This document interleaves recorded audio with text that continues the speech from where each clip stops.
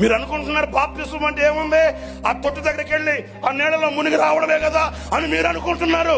అది పరలోక సంబంధమైన పరవశం, ఆనందం. ప్రియమైన సహోదరులారా, బాప్తిస్మం అనేది మత మార్పిడి కాదు. బాప్తిస్మం అనేది కుల మార్పిడి కాదు. మతాలకి క్రైస్తవ్యానికి సంబంధం లేదు.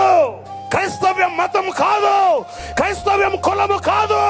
క్రైస్తవ్యం పవిత్రమైన మార్గం, మనిషికి మమతను నేర్పగలిగిన మార్గం, మనిషిని మనిషిగా నిలబెట్టగలిగిన పవిత్రమైన మార్గం క్రైస్తవ్యం. తెలియని వాళ్ళు కొందరు క్రైస్తవ్యం మీద బురద జల్లడం తప్ప క్రైస్తవ్యం మతం కాదు.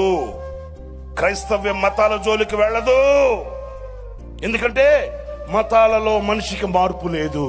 మతాలలో మనిషికి మార్పు లేనప్పుడు మతాల జోలికి వెళ్ళవలసిన అవసరం లేదు. మనిషి మతం కాదు మారాల్సింది, మనిషి మనసు మారాలి. ఆ మనిషి మనసును మార్చగలిగిన మహనీయుడు ఒకే ఒక్కడు. ఆయన పేరే నజరేయుడైన, అందరు చెప్పండి, నజరేయుడైన, నజరేయుడైన, నజరేయుడైన యేసు. ఆయన ఒక్కడే మనస్సు మార్చగలిగిన వాడు, మమతను నేర్పగలిగిన వాడు, సమాజంలో మనిషిని నిలబెట్టగలిగిన